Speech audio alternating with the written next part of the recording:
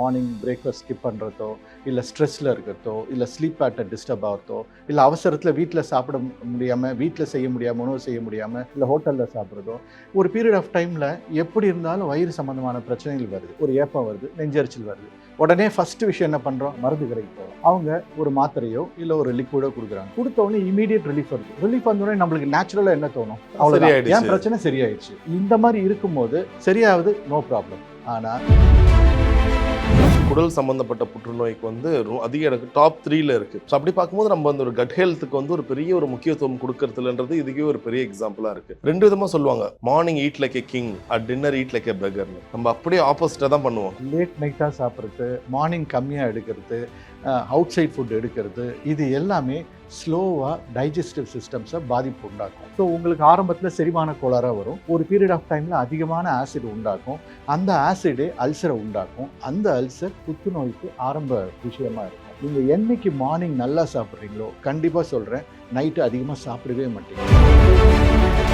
School டைம்லேருந்து அவங்களுக்கு எப்படின்னா இந்த காலையில் மோஷன் போகிற பழக்கம் வந்து நிறைய பேருக்கு இருக்காது. நீங்கள் என்ன சொல்கிறீங்க, மார்னிங் அந்த ஒரு மோஷன் போகாமல் இருக்கிறத நம்ம கட்டை எவ்வளோ பாதிக்கும்? மார்னிங் எவாக்குவேஷன் பண்ணலைன்னா பார்த்துங்களேன், அந்த அக்யூமுலேட் ஆன அந்த மார்னிங் அந்த மோஷன், அதுலேருந்து வர டாக்ஸினோ கெமிக்கலோ ஸ்லோவாக உங்களுடைய பிளட்ல சர்க்குலேட் ஆகிட்டு உங்களுடைய பெர்ஃபார்மன்ஸை, ஸ்கூல் பசங்களுடைய பெர்ஃபார்மன்ஸை குறைக்கும். மார்னிங் கான்சன்ட்ரேஷன் இருக்காது. ஆப்வியஸாக மதியம் ஈவினிங் அவன் சாப்பிட மாட்டான். என்னைக்கு எவாக்குவேட் பண்ணுறானோ, வயிறுலேருந்து கீழே இறங்குதோ, அதுக்கப்புறம் தான் சாப்பிடுவான். 10 மினிட்ஸில் உங்களுக்கு கம்ப்ளீட்டாக எவாக்குவேட் ஆகலை, இல்லை மோஷன் போயிட்டீங்க ஆனால் கம்ப்ளீட்டாக போன மாதிரி ஃபீலிங் இல்லைன்னா, you are suffering from constipation. மலச்சிக்கல் இருக்குதுன்னு தான்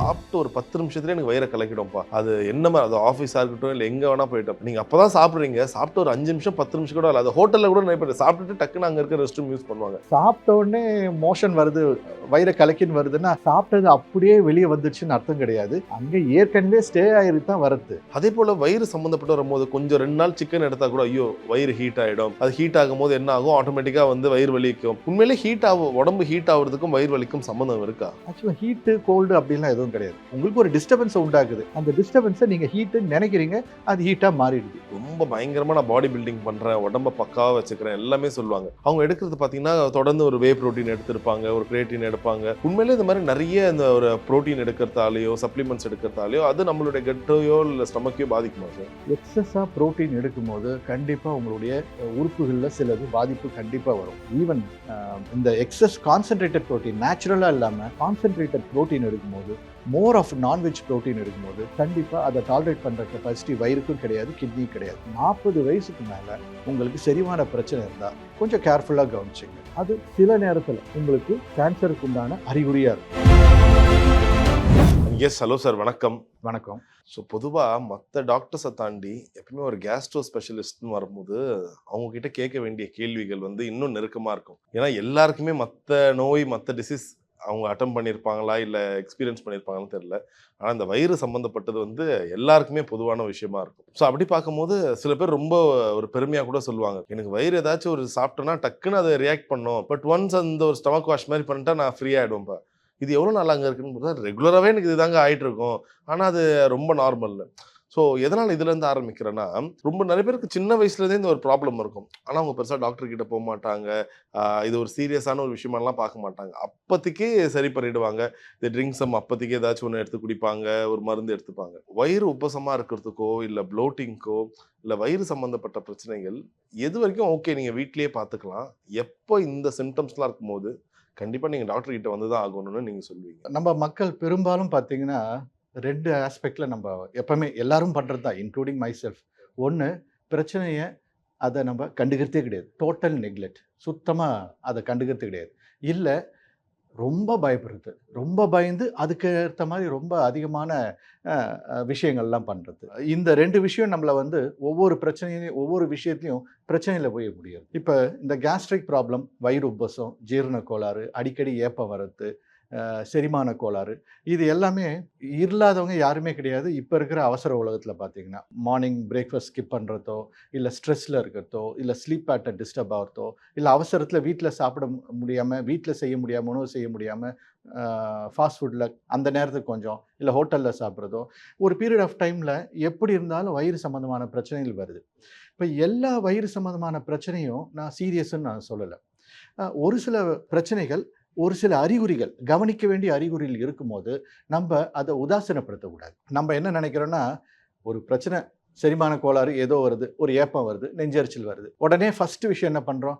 முதல்ல மாத்திரை, மருந்து கடைக்கு போறோம். அவங்க ஒரு மாத்திரையோ, இல்ல ஒரு லிக்விடோ குடுக்குறாங்க.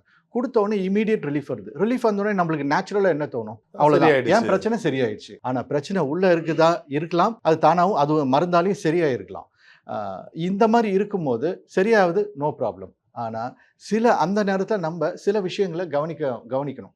அந்த கவனிக்க வேண்டிய விஷயங்கள் தான் நம்ப வந்து அ நான் ஸ்ட்ரெஸ் பண்ண விரும்புறேன் நான். இன்ஃபாக்ட் இத இன்னும் டீட்டெயிலா பேசணும்னா, நெறைய விதமான இப்ப நீங்க சொல்ற மாரி அவர லிக்விடா இருக்கட்டும், டேப்லெட்டா இருக்கட்டும். இப்ப எங்க வீட்லலாம் சொல்லுவாங்க. ஏதாச்சுன்னா ஒரு ஜெலுசில எடுத்துக்கூடிய சின்டாக் மாத்திரை போடுப்பா சரியாயிடும். ஈனோவ கலக்கி குடி டக்குன்னு சரியாயிடும். ஸோ இது வந்து எல்லாமே வந்து இம்மீடியேட் ரிலீஃப்க்கு தான் எல்லாமே ஆசைப்படுவாங்க. பாக்குறாங்க. அது சில நேரங்கள்ல ஒர்க் அவுட் ஆகும். அப்படி ஒர்க் அவுட் ஆகும்போது நான் அத எடுக்கிறதுல தப்பு இல்லையே! கண்டிப்பா. அ அந்த இம்மீடியேட் ரிலீஃப் வேணும். உங்களுக்கு அடுத்த வேல பண்ணணும். இத மறந்துடணும். ஏன்னா, இல்லன்னா இத உங்கள உங்கள அத வந்து உங்கள அ இரிட்டேட் பண்ணிட்டே இருக்கும். உங்க வேலைய பண்ண விடாது தான். கரெக்ட் தான். பட் அது வேற ஒரு நோய்க்கு உண்டான ஆரம்ப அறிகுறியா இருந்தா, ஒருவேள நான் இருக்கணும்னு சொல்லல. ஒருவேளை இருந்தா, அது அந்த நேரத்துல கவனிக்காம விட்டா, அது பின்னாடி பெருசாகும்போது, அந்த நேரத்துல நெறைய பரிசோதனை, தேவையில்லாத காம்ப்ளிகேஷன், சீரியஸான அ அ சர்ஜரீஸ் இதெல்லாம் வந்து அடிக்கோல் போடுற மாரி இருக்கும். Okay, so, okay. அப்ப நம்ம என்ன பண்ணணும்னா, இம்மீடியேட் ரிலீஃப்க்கு வேணும். பட் ஏன் எனக்கு வந்தது? என் பேஷண்ட்ஸ்க்கு எப்பவுமே நான் சொல்ற ஒரு விஷயம் என்னன்னா, நோயினுடைய அறிகுறிகள் வருது. ரைட். நீங்க அந்த அறிகுறிகள் உங்களுக்கு வலியோ, நெஞ்செரிச்சலோ வருது. அதுக்கு நீங்க மாத்திரை எடுக்கிறீங்க. தப்பில்ல. ஆனா ஏன் வருது? எதுக்கு வருது? அந்த காரணம் தெரிஞ்சுட்டு நீங்க ட்ரீட்மெண்ட் எடுங்க. காரணம் தெரிஞ்சிச்சு. பின் பாயிண்ட் பண்ணிட்டீங்கன்னா, உங்க ட்ரீட்மெண்ட் சிம்பிள் ட்ரீட்மெண்ட். ஒரே ட்ரீட்மெண்ட்ல முடியும். நேர விரயம் இருக்காது, பண விரயம் இருக்காது, மன உளைச்சலும் இருக்காது. பட் அப்ராக்ஸிமேட்டா ஒரு ரீசன் இதுவா இருக்கலாம், அதுவா இருக்கலாம் அப்படின்னு நினைக்கும்போது, மல்டிபிள் சாய்ஸ் ஆஃப் ட்ரீட்மெண்ட். அப்ப அந்த மல்டிபிள் சாய்ஸ் ஆஃப் ட்ரீட்மெண்ட் என்ன பண்ணும்? சில நேரத்தில ரிலீஃப் குடுக்கலாம். சில நேரத்தில ரிலீஃப் குடுக்காது. டெம்பரரி ரிலீஃப் மட்டும் இருக்கும். தேவையில்லாத மன உளைச்சலும் குடுக்கும். பண விரயம், நேரம் விரயம் எல்லாத்தையும் குடுக்கும். ஸோ எனக்கு நான் ஐ மீன் மக்கள் நம்ம தெரிஞ்சுக்க வேண்டியது என்னன்னா, எந்த பிரச்சனை இருந்தாலும் மூல காரணம் என்ன? அத தெரிஞ்சுட்டு நீங்க ட்ரீட்மெண்ட் எடுங்க. ஸோ இந்த மாரி செரிமான பிரச்சனை இருக்கும்போது, எனக்கு இந்த அறிகுறிகள் இருக்குதா? இது இருந்துச்சுன்னா நான் மருத்துவர அணுகலாம். இது இல்லையா? ஓகே. நான் சேஃப் ஜோன்ல. காரணம் தெரிஞ்சுச்சு. பின் பாயிண்ட் பண்ணிட்டீங்கன்னா, உங்க ட்ரீட்மெண்ட் சிம்பிள் ட்ரீட்மெண்ட். ஒரே ட்ரீட்மெண்ட்ல முடியும். நேர விரயம் இருக்காது, பண விரயம் இருக்காது, மன உளைச்சலும் இருக்காது. பட் அப்ராக்ஸிமேட்டா ஒரு ரீசன் இதுவா இருக்கலாம், அதுவா இருக்கலாம் அப்படின்னு நினைக்கும்போது, மல்டிபிள் சாய்ஸ் ஆஃப் ட்ரீட்மெண்ட். அப்ப அந்த மல்டிபிள் சாய்ஸ் ஆஃப் ட்ரீட்மெண்ட் என்ன பண்ணும்? சில நேரத்தில ரிலீஃப் குடுக்கலாம். சில நேரத்தில ரிலீஃப் குடுக்காது. டெம்பரரி ரிலீஃப் மட்டும் இருக்கும். தேவையில்லாத மன உளைச்சலும் குடுக்கும். பண விரயம், நேரம் விரயம் எல்லாத்தையும் குடுக்கும். ஸோ எனக்கு நான் ஐ மீன் மக்கள் நம்ம தெரிஞ்சுக்க வேண்டியது என்னன்னா, எந்த பிரச்சனை இருந்தாலும் மூல காரணம் என்ன? அத தெரிஞ்சுட்டு நீங்க ட்ரீட்மெண்ட் எடுங்க. ஸோ இந்த மாரி செரிமான பிரச்சனை இருக்கும்போது, எனக்கு இந்த அறிகுறிகள் இருக்குதா? இது இருந்துச்சுன்னா நான் மருத்துவர அணுகலாம். இது இல்லையா? ஓகே. நான் சேஃப் ஜோன்ல இருக்கேன். எனக்கு ரெட் ஜோன் கிடையாது. நான் சேஃப் ஜோன்ல இருக்கேன். அப்படின்னு சொல்லிட்டு நீங்க அந்த ஹோம் ரெமிடீஸோ, இல்ல இந்த மாரி மருந்துகளோ எடுக்கிறதுல தப்பு கிடையாது. ஆனா சேஃப் ஜோன்ல இருக்கீங்களா? அது தெரிஞ்சுக்கணும். இந்தியால அதிகமா இருக்கிற ஒரு புற்றுநோய்ன்னு ஒரு கணக்கெடுத்தா, அதுல வந்து குடல் சம்பந்தப்பட்ட புற்றுநோய்க்கு வந்து அதிக எனக்கு டாப் 3ல இருக்கு. ஸோ அப்படி பார்க்கும்போது நம்ம அந்த ஒரு கட் ஹெல்த்துக்கு வந்து ஒரு பெரிய ஒரு முக்கியத்துவம் குடுக்கறதுலன்றது இதுக்கே ஒரு பெரிய எக்ஸாம்பிளா இருக்கு. 2 விதமா சொல்லுவாங்க. Morning eat like a king, dinner eat like a பெக்கர்ன்னு.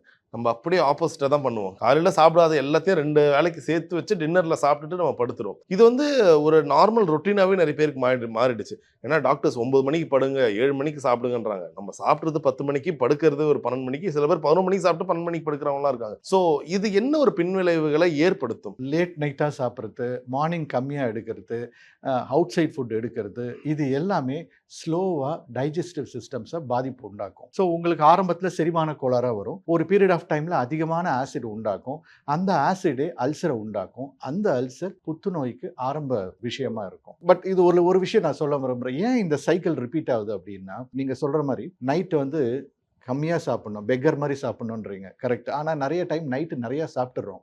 அது ஏன்னா ஒரு சைக்கிள் மாரி போகுது. காலையில கில்ட்டி ஃபீலிங் வந்துடுது. வந்த உடனே நம்ம என்ன பண்றோம்? ச்சே! நேத்து நெறைய சாப்பிட்டுட்டோம். நம்ம கொஞ்சம் அளவா இருக்கணும். அளவாக சாப்பிட்றோம். ஆனால் அங்கே தான் தப்பு பண்ணுறோம். ஏன்னா நம்ம பாடி நைட்டில் ஃபாஸ்டிங்கில் இருக்கும்போது மார்னிங் அதுக்கு எனர்ஜி தேவைப்படுது. ஸோ அது பயங்கர பசியில் இருக்கும். அதை கண்டிப்பாக ஃபுல்ஃபில் பண்ணும். மார்னிங் நிறைய சாப்பிடணும். பட் நம்ம நேற்று நைட்டு அந்த சாப்பிட்டதால கில்ட்டி ஃபீலிங்கில் கம்மியாக சாப்பிட்றோம். மதியம் எடுத்துடுறோம். ஆனால் ஈவினிங் நம்மளுடைய ஃபீடிங் சென்டர் நம்மளுடைய சட்டைட்டி சென்டர் வந்து சாட்டிஸ்ஃபை ஆகலை. ஸோ அதெல்லாம் சேர்த்து வச்சு ஈவினிங் உங்கள் ஒர்க்கு, ஸ்ட்ரெஸ்ஸு, டென்ஷனு இதெல்லாம் சேர்த்து வச்சு நைட்டு உங்களை அறியாமலே அந்த ஃபுட்டு ஒரு ஃப்ளேவரிங் ஃபுட்டு ஹோட்டலில் போகும்போது இல்லை வீட்லேயே கொஞ்சம் ஸ்பைஸியாக செய்கிறாங்க, ஆப்வியஸாக சாப்பிட ஆரம்பிச்சிடும். அடுத்த நாள் இதே ரிப்பீட் ஆகுது. நீங்கள் என்னைக்கு மார்னிங் நல்லா சாப்பிட்றீங்களோ கண்டிப்பாக சொல்கிறேன், நைட்டு அதிகமாக சாப்பிடவே மாட்டீங்க. அதே மாதிரி நைட்டு ஏர்லியராக சாப்பிட்றவங்களுக்கு கண்டிப்பாக கம்மியாக தான் சாப்பிடுவாங்க. ஸோ இன்ஃபேக்ட் நிறைய பேர் சொல்லும் போது ஈவன் காலேஜ் கோயர்ஸாக இருக்கட்டும், ஆஃபீஸ் போகிறோன்னா காலையில் பெருசாக பசிக்கவே மாட்டுதுங்க. ஒரு 2 இட்லி சாப்பிட்டவே வயிறு ஃபுல்லான மாதிரி அது ஏன்னா நம்ம பாருங்களேன், எவல்யூஷன் வைஸாக பார்த்தீங்கன்னா we are star based, sun based. அதுக்கேற்ற மாதிரி தான் நம்ம வளர்ச்சி எல்லாம். ஸோ சர்க்காடியன்றதும் சொல்கிறோம். மார்னிங் நம்ம முடிச்சுனுக்கிறோம், ஆக்டிவாக இருக்கும். ஈவினிங் ஆகிறோம், நம்ம உடல் உறுப்பு எல்லாமே ஸ்லோவாகிடும். ஸோ ஸ்லோ ஃபேஸு அப்படியே ஒரு ஸ்லீப்பிங் ஃபேஸில் போகும். அந்த டைமில் போயிட்டு ஓவர்லோட் பண்ணால் என்ன ஆகும் ஸ்டொமக்கு? ஸோ ஸ்டொமக்கு அது அவ்வளோதான், அதனுடைய கெப்பாசிட்டி அவ்வளோதான். இவ்வளோ தான், நான் 10% தான் டைஜஸ்ட் பண்ணுவேன் அப்படின்னு நினச்சா அவ்வளோதான் பண்ணும். மீதி அப்படியே வயிறில் இருக்கும். ஆப்வியஸாக மார்னிங் என்ன இருக்கும், எப்போவுமே ஃபுல்லாக இருக்கிற மாதிரி இருக்கும், பசி எடுக்காது. அது அடுத்த 6 ஹவர்ஸில் எம்டி ஆகும்போது உங்களுக்கு மதியத்துக்கு மேலே, ஈவினிங் மேலே பசி எடுக்கும். உடனே நீங்கள் நிறைய சாப்பிடுவீங்க, திருப்பி ரிப்பீட் ஆகும். நெக்ஸ்ட் டே உங்களுக்கு ஃபுல்லாகவே இருக்கும். ஏன்னா டைஜஷன் ஆகாது, அப்படியே ஃபுல்லாக இருக்கும். ஸோ டயர்டாக இருக்கிற நேரத்தில், தூங்குற நேரத்தில், ஸ்டொமக் தூங்குற நேரத்தில் அதுக்கு ஓவர்லோட் கொடுத்தீங்கன்னா அது முதல்ல ஆரம்பத்தில் வேலை செய்யும். ஃபார் எக்ஸாம்பிள் ஒரு 15 இயர்ஸ், ஒரு 20 இயர்ஸ்னால் அது ஓகே, அது டேமேஜ் ஆனாலும் ரிப்பேர் பண்ணிகிட்டே இருக்கும். ஆனால் ஒரு 25ல் 35ல் when you have more crisis, எப்படின்னா உங்களுக்கு job stress, financial stress, family stress இதெல்லாம் வரும்போது வயிறும் ஸ்ட்ரெஸ் ஆகிட்டு அது வேலை செய்து இன்னும் குறையும் போது இந்த மாதிரி பிரச்சனை. ரைட். சரி, சில பேர் அப்போ நீங்கள் சொல்கிற மாதிரி காலையில் சாப்பிட்றாங்க. என்னன்னா ரொம்ப விடிய காலையில் ஒரு 4 மணிக்கு பிரியாணி சாப்பிட்றது, 3 மணிக்கு, அதுவும் காலையில் தானே சார்? அது தப்பா? காலையில் சாப்பிட்றது ரைட்டு, பட் அதை மாதிரி ஆனால் டூ மச் ஏர்லி அந்த நேரம் கூட வந்து டைஜஸ்டிவ் சிஸ்டம் வந்து ஃபங்க்ஷன் ஆகிறது ஸ்லோவாக தான் இருக்கும். அதான் சொல்கிறேனே, நம்ம சன் பேஸ்டுன்றதால சன் ரைஸ் ஆன பிறகு சாப்பிட்றது நம்மளுக்கு ஆப்ட். சுச்சுவேஷன் என்னென்னா ஆப்வியஸாக நம்ம இப்போ மாடர்னைசேஷன், நைட்டெல்லாம் வந்து நைட் ஒர்க் இருக்குது, ஷிஃப்ட்டு இந்த மாதிரி இருக்கிறதால கண்டிப்பாக மக்கள் வந்து நம்ம எல்லாமே இதுக்கு டியூன் ஆகி போயிடுறோம். ஆனால் பிரச்சனை வரும்போது நம்ம ஆல்டர் பண்ணிக்கணும், நம்மளுடைய டயட் பேட்டர்னை மாற்றிக்கணும். ஒவ்வொருத்தருக்கும் ஒரு டயட் பேட்டர்ன் இருக்கும். இப்போ நீங்கள் காலையில் மதியம் சாயங்காலம் நைட்டு, இல்லை காலையில் மதியம் நைட்டு அப்படின்றது morning to evening office goes okay. But night ஷிஃப்ட்டுக்கு அது எப்படி எடுத்துகிட்டு வர முடியும்? அவங்க மிட் நைட்டில் பசியாக இருப்பாங்க. அப்போ எந்த மாதிரி டயட் எடுக்கணும்? அவங்க மார்னிங் முடிச்சிட்ட உடனே போய் படுத்துப்பாங்க. அப்போ போய் மார்னிங் டிஃபனை நீங்கள் சாப்பிட்ருங்க, சாப்பிட்ட உடனே படுங்கன்னா உடனே அவங்களுக்கு டைஜஸ்டிவ் ப்ராப்ளம் வரும். ஸோ அவங்களுக்கு ஏற்ற மாதிரி ரொம்ப மாற்றிக்க வேண்டியதாக. சார் இன்ஃபேக்ட் இந்த கட் ஹெல்த் பற்றி பேசும்போது நிறைய பேர் என்னோட ஃப்ரெண்ட்ஸ் சர்க்கிள் கூட சொல்லுவாங்க, ஸ்கூல் டைம்லேருந்து அவங்களுக்கு எப்படின்னா இந்த காலையில் மோஷன் போகிற பழக்கம் வந்து நிறைய பேருக்கு இருக்காது. நீங்கள் என்ன சொல்கிறீங்க, மார்னிங் அந்த ஒரு மோஷன் போகாமல் இருக்கிறத நம்ம கட்டை எவ்வளோ பாதிக்கும்? Especially school children. நான் வந்து பீடியாட்ரிக் கேஸ்ட்ரோஎன்ட்ராலஜிஸ்ட். ஸோ எனக்கு நிறைய வந்து பீடியாட்ரிக் கேசஸ், நான் குழந்தைங்க இந்த வயிறு பிரச்சனை, கான்ஸ்டிபேஷன் பிரச்சனையோட நிறைய பேர் வராங்க. அவங்கள ஃபஸ்ட்டு சிம்டம் வரும்போதே வயிறு வலின்னு வராங்க. அதுக்கப்புறம் ஹிஸ்ட்ரிலாம் கேட்கும்போது பார்த்தா மார்னிங் எவாக்குவேஷன் பண்ணுறதே இல்லை. அந்த பேரண்ட்ஸ் கிட்ட கேட்குறது என்ன, மோஷன் நல்லா ஃப்ரீயாக போகிறாங்களா? ஃப்ரீயாக போகிறாங்க. அதோட நம்ம நிறுத்திடக்கூடாது. அடுத்த கேள்வி, மார்னிங் போகிறாங்களா இல்லையா? மார்னிங் போக மாட்டாங்க, ஈவினிங் போகிறோம். ஒன் டே போகிறான் சார், ஒன்றும் பிரச்சனை இல்லை, அது போதும்ல, ஒரு நாள் எவாக்குவேஷன். ஆனால் மார்னிங் எவாக்குவேஷன் பண்ணலைன்னா பார்த்துங்களேன், அந்த அக்யூமுலேட் ஆன அந்த மார்னிங் அந்த மோஷன், அதுலேருந்து வர டாக்ஸினோ கெமிக்கலோ ஸ்லோவாக உங்களுடைய பிளட்ல சர்க்குலேட் ஆகிட்டு உங்களுடைய பெர்ஃபார்மன்ஸை, ஸ்கூல் பசங்களுடைய பெர்ஃபார்மன்ஸை குறைக்கும். மார்னிங் கான்சன்ட்ரேஷன் இருக்காது. ஆப்வியஸாக மதியம் ஈவினிங் அவன் சாப்பிட மாட்டான். என்னைக்கு எவாக்குவேட் பண்ணுறானோ, வயிறுலேருந்து கீழே இறங்குதோ அதுக்கப்புறம் தான் சாப்பிடுவான். ஸோ அவன் என்ன பண்ணுவான், நீங்கள் நல்லா கவனிச்சிங்கன்னா அந்த பசங்களை பார்த்தீங்கன்னா கான்ஸ்டிபேஷன், மார்னிங் மோஷன் போகாதவங்க காலையில் சரியாகவே சாப்பிட மாட்டாங்க. அவங்க சாப்பிட்றதுலாம் பார்த்தீங்கன்னா ஈவினிங் வந்தோடனே நான் சாதம் கொடுத்துட்றேன் சார், அவன் சாப்பிட மாட்டான். நான் மதியம் கூட கொஞ்சமாக வச்சிடறேன், ஈவினிங் ஆனால் ரைஸ் சாப்பிட்றான். ஆனால் ஈவினிங் நைட்டு தான் அவன் கொஞ்சம் கம்மியாக சாப்பிடணும். ஏன்னா அப்போ தானே ஸ்லீப்பிங் மோடில் போகுது. ஸோ அவனுக்கு ஆட்டோமேட்டிக்காக கொஞ்ச நாளில் கேஸ்ட்ரிக் ப்ராப்ளம் வரும். அப்பப்போ இங்கே வலிக்குதுன்னு சொல்கிறான் சார் அப்படின்னோடனே அவங்க உடனே பயந்து ஹார்ட்டில் ப்ராப்ளமானு சொல்லிட்டு நிறைய டெஸ்ட்டு இந்த மாதிரி போக வேண்டியதாக இருக்குது. So morning evacuation it's a must, அது கண்டிப்பாக பண்ண வேண்டியதாக இருக்கும். ஆனால் அதில் ஒரு விஷயம் மட்டும் நான் சொல்ல வருது என்னென்னா, அதுக்கு டைம் நீங்கள் கொடுக்கணும். 7:30 மணிக்கு ஸ்கூலு, 7:30 மணிக்கு நீங்கள் ஆஃபீஸ் கிளம்புறீங்க. நீங்கள் எழுந்துக்கிறதே 7 மணிக்குன்னா நீங்கள் கிளம்புறது தான் பார்ப்பீங்க. உங்களை அங்கே போய் ரிலாக்ஸ்டாக உட்காந்து ரைட் அங்கே போய் ட்ரை பண்ணும் அப்படின்ற எண்ணமே வராது. சில பேருக்கு வந்து my most favourite place my home is my bathroom. ஏன்னா அங்கே உட்காந்தா அது ஒரு ரிலாக்ஸான டைம், யார் தொல்லையும் இல்லாமல். இது வந்து எப்படி சொல்கிறாங்கன்னா, நிறைய பேர் இப்போ மொபைல் ஃபோனோட தான் டாய்லெட்கே போகிறாங்க. What is an ideal time for ஒரு கரெக்டாக ஓகே ஒரு ஹெல்த்தியான பாடினா, உங்களுக்கு கட் ஹெல்த் எல்லாமே கரெக்டாக இருக்குன்னா, நீங்கள் இவ்வளோ நேரம் அங்கே இருந்து செலவழிச்சா போதும், இல்லை அதுதான் கரெக்டாக எவ்வளோ நேரம் சார்? கரெக்டாக பார்த்தீங்கன்னா 10 to 15 மினிட்ஸ். 10 மினிட்ஸில் வந்துடணும். 10 மினிட்ஸில் உங்களுக்கு கம்ப்ளீட்டாக எவாக்குவேட் ஆகலை, இல்லை மோஷன் போயிட்டீங்க ஆனால் கம்ப்ளீட்டாக போன மாதிரி ஃபீலிங் இல்லைன்னா you are suffering from constipation, மலச்சிக்கல் இருக்குதுன்னு தான் அர்த்தம். இன்னொன்று உங்களுக்கு வருது, நீங்கள் அங்கே போய் நியூஸ் பேப்பரை படிக்கிறேன், அங்கே போய் மொபைல் பார்க்குறீங்கன்னா கண்டிப்பாக வராது. நீங்கள் நல்ல ஃபைபர் கண்டென்ட் எடுத்திருப்பீங்க, கரெக்டாக டைம்லி ஃபுட் எடுத்திருப்பீங்க, தண்ணிலாம் நல்லா குடிச்சிருப்பீங்க, உங்களுக்கு மலச்சிக்கலுக்கு உண்டான காரணம் எதுவும் இருக்காது. ஆனால் அங்கே போய் நீங்கள் கொஞ்சமாவது ஸ்ட்ரெயின் பண்ணணும், லைட்டாவது ஸ்ட்ரெயின் பண்ணணும். அப்போ தான் அங்கே இருக்கிற மூமெண்ட்லாம் ஸ்டார்ட் ஆகும், இனிஷியேட் ஆகும். நீங்கள் அங்கே எங்கேயுமே அங்கே எந்த முயற்சியும் பண்ணாமல் ஜஸ்ட் லைக் தட் உட்காந்துட்டு பேப்பர் படித்தா தானாக வந்துடும், இல்லை மொபைல் பார்த்தா அது பாட்டும் தானாக நடக்கும், ஒரு மோட்டார் ஸ்டார்ட் பண்ண மாதிரினா அது நடக்கவே நடக்காது. ஸோ நல்லா இருக்கிற வயிறை நம்மளா கெடுக்கிற மாதிரி இருக்கும். அங்கே போனோடனே உங்கள் கான்சன்ட்ரேஷன் எல்லாம் அதில் தான் இருக்கணும். போய் உட்காடுறீங்க, மோஷன் பாஸ் பண்ணுறோம், அதில் தான் கான்சன்ட்ரேஷன். சாப்பிட உட்காடுறீங்க, சாப்பாட்டை பார்த்து சாப்பிடுங்க, மொபைலை பார்த்து சாப்பிடாதீங்க. கண்டிப்பாக உங்களால் நிறையா சாப்பிட முடியாது, இல்லை எக்ஸஸாக சாப்பிடுவீங்க. சாப்பிட்டு ஒரு 10 நிமிஷத்துலேயே எனக்கு வயிறை கலக்கிடும்ப்பா. அது என்ன மாதிரி, அது ஆஃபீஸாக இருக்கட்டும், இல்லை எங்கே வேணால் போயிட்டோம். அது வந்து இது ஆப்வியஸ்லி இட்ஸ் ஒரு பேட் கட் ஹெல்த்துக்கான ஒரு எக்ஸாம்பிளாக தான் நான் பார்க்குறேன். என்னென்னா, நீங்கள் அப்போ தான் சாப்பிட்றீங்க, சாப்பிட்டு ஒரு 5 நிமிஷம் 10 நிமிஷம் கூட இல்லை, அது ஹோட்டலில் கூட நிறைய பேர் சாப்பிட்டுட்டு டக்குன்னு அங்கே இருக்க ரெஸ்ட் ரூம் யூஸ் பண்ணுவாங்க. இது எதுக்கான ஒரு அறிகுறி, எதனால் இப்படி ஆகுது? சாப்பிட்ட உடனே மோஷன் வருது, வயிறு கலக்கின்னு வருதுன்னா சாப்பிட்டது அப்படியே வெளியே வந்துடுச்சுன்னு அர்த்தம் கிடையாது. அங்கே ஏற்கனவே ஸ்டே ஆகிருக்கு தான் வருது.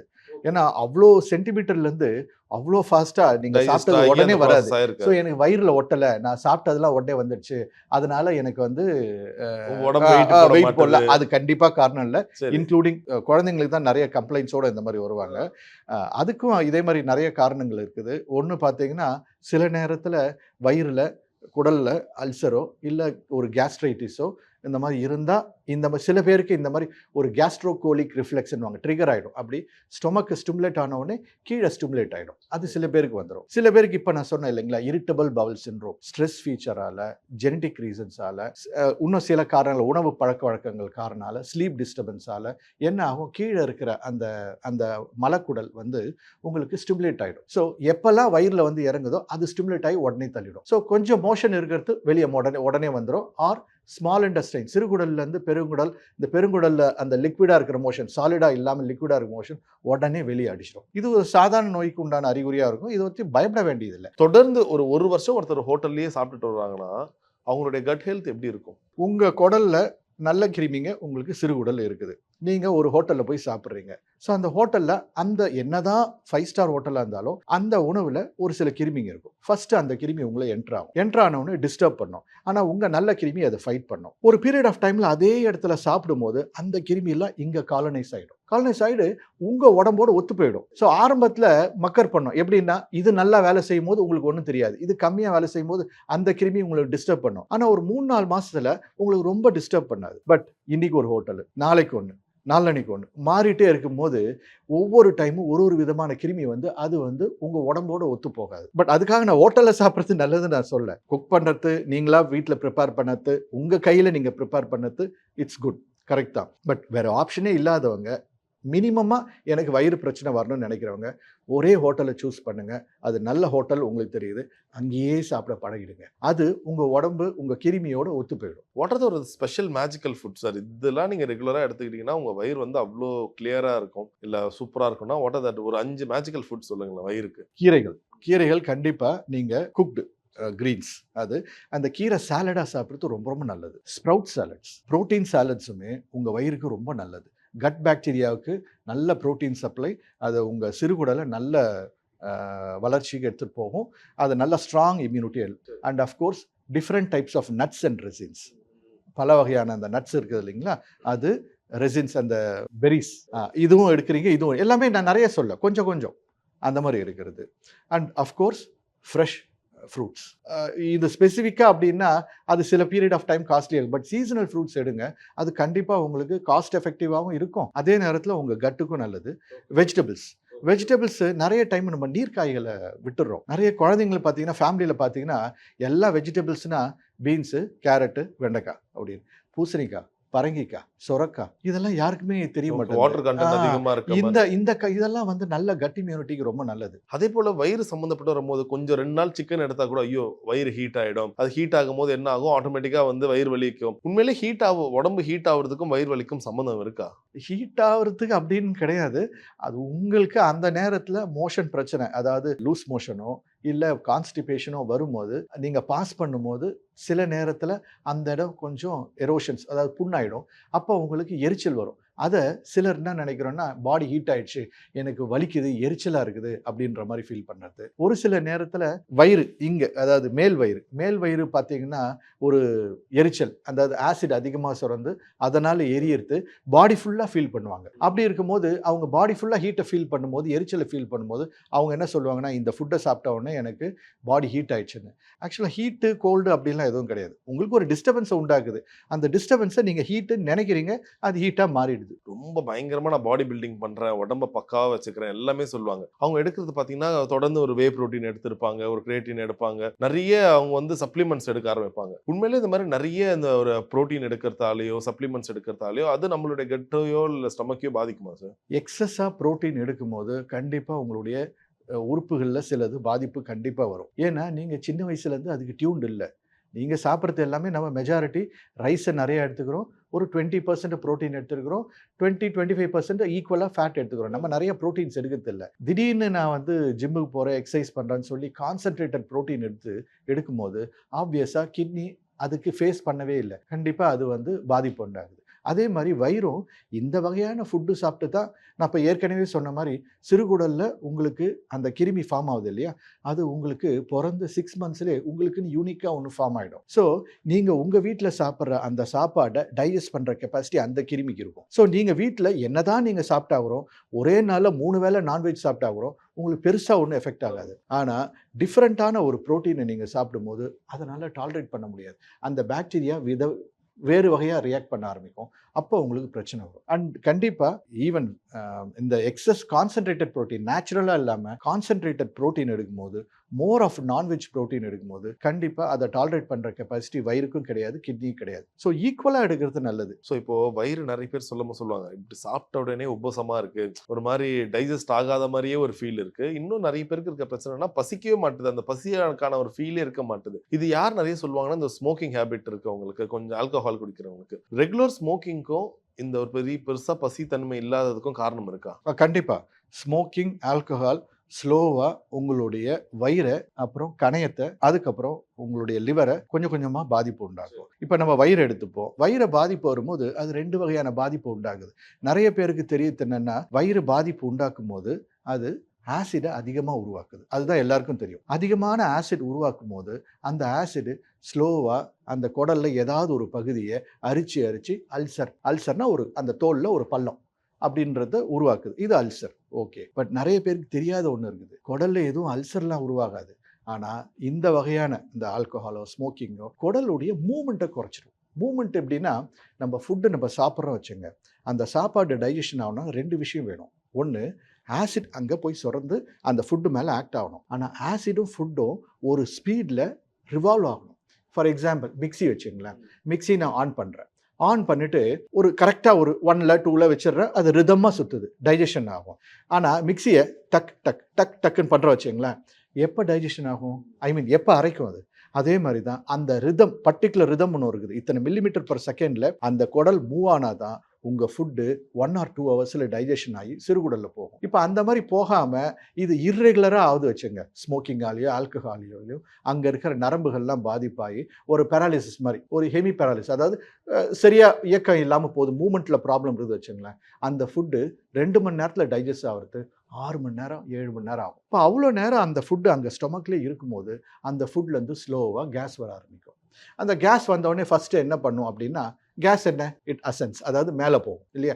மேல போகும்போது அந்த ஸ்டொமக்கினுடைய மேல் பகுதிய வந்து ஃபண்டஸ்ன்னு சொல்லுவோம். அந்த ஃபண்டஸ்ல போய் டச் ஆகும்போது, உங்களுக்கு ஒரு பர்ட்டிகுலர் உணவு வரும். என்ன உணர்வுன்னா, அந்த ஃபண்டஸ்லேருந்து ஒரு நரம்பு போகுது. அந்த நரம்பு மூளைக்கு போய் நான் ஃபில் ஆயிடுச்சு அப்படின்ற உணவு குடுக்கும். நார்மலா நம்ம சாப்பிடும்போது, இப்ப வயிறு இப்படி இருக்கு வச்சுக்கங்க.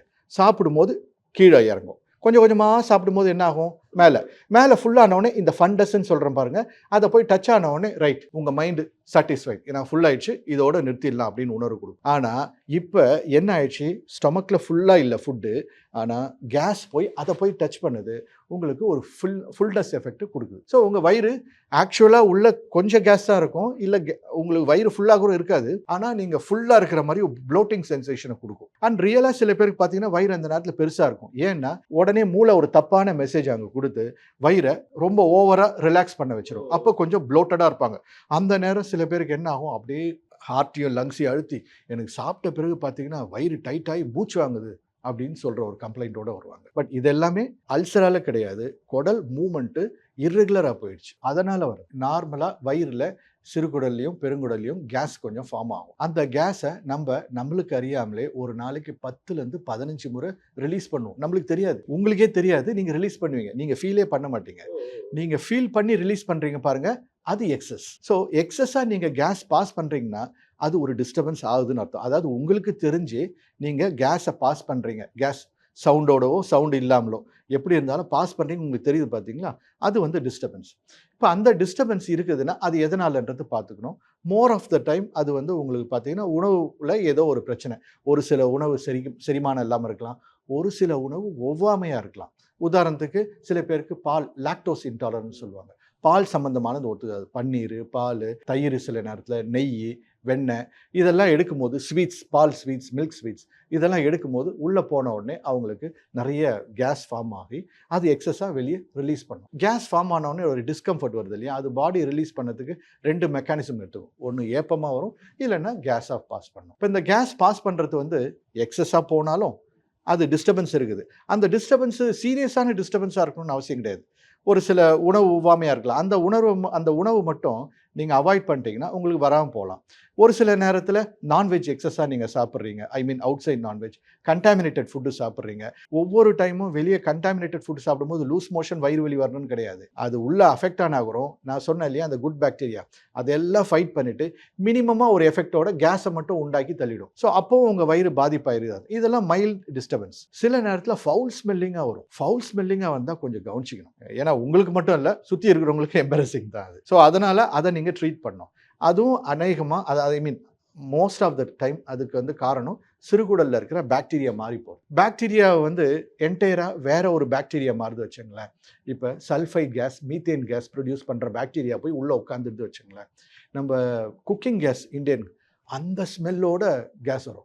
அதனால தான் நீங்கள் நிறைய வீடியோஸ், ரீல்ஸ்லாம் பார்ப்பீங்க, கேஸ் விடுவார், அங்கே ஒரு நெருப்பு வச்சுன்னு டமால், அதெல்லாம் ஆக்சுவலாக ரியலாக தான் அது. ஏன்னா அந்த வகையான மீத்தேன் கேஸ் தான் யூஆர் ரிலீஸிங். ஓகே, நம்ம வயிறுலேருந்து தான் ரிலீஸ். அது ஜோக் இல்லை, அது உண்மைதான். அது அந்த ரிலீஸ் பண்ணுறீங்க, அந்த கேஸ் கான்சன்ட்ரேட்டாக வெளியே போகும்போது நீங்கள் நெருப்பு வச்சீங்கன்னா டப்புன்னு தான் வெடியும். அந்த நெருப்பு இது எரிய தான் செய்யும். ஆனால் உடம்பு கெடுதி தானே அது கெடுதி. அதுதான் அது அந்த மாதிரி ஃபவுல் ஸ்மெல்லிங்காக வருதுன்னா அது ஒரு டெல்டேல் சைன். அதாவது உங்களுக்கு நீங்கள் கவனிச்சிக்கணும், உங்கள் குடல் வந்து நல்லா பாதிப்பாயிருது. நீங்கள் உடனே வந்து மருத்துவரை பார்த்து என்ன காரணம், உணவு காரணமா இல்லை வேற வகையான காரணங்கள் இருக்குதா அப்படின்னு பார்த்து, மாத்திரைங்க காரணமாக இருக்கலாம், ஸ்ட்ரெஸ் காரணமாக இருக்கலாம், சிம்பிள் ஸ்ட்ரெஸ் காரணமாக இருக்கலாம். ஸோ இதெல்லாமே பார்த்துன்னா அதை நம்ம சரி பண்ணுறதா சரியாயிடும். ஆனால் கண்டிப்பாக கவனிச்சிக்கணும். ஸோ என்ன விஷயம் நான் தொடர்ந்து பண்ணிக்கிட்டே இருந்தால் எனக்கு வயிறு சம்மந்தப்பட்டோ இல்லை குடல் சம்மந்தப்பட்டு புற்றுநோய் வரதுக்கான வாய்ப்புகள் அதிகமாக இருக்குது. செரிமான பிரச்சனை, வலி, வயிறு வலி, ஏப்பம், நெஞ்செரிச்சல், வயிறு உப்புசம், இந்த மாதிரி செரிமானங்கள் பிரச்சனை மட்டும் இருக்குது, வேறு எந்த பிரச்சனையும் இல்லை அப்படின்னா நீங்கள் ஹோம் ரெமிடிஸோ இல்லை நீங்கள் கேஸ்ட்ரிக் மாத்திரைன்னு சொல்லி வெளியே வாங்குறீங்களே அதை ஒன்று 2 எடுக்கிறதுல தப்பு இல்லை, ரிலீஃப் ஆகிடுச்சு. ஆனால் உங்களுக்கு இது எடுக்கிறீங்க, இதுக்கப்புறம் பார்த்தீங்கன்னா இதோட சில அறிகுறிகள் தொடர்ந்து வாந்தி, உங்களுக்கு இந்த பிரச்சனை தவிர சாப்பாடு சாப்பிடும்போது முழுங்கும் போது அடைச்சிட்டு இறங்குது, அடப்பு இருக்குது, ஒரு நின்று அதுக்கப்புறம் இறங்குது.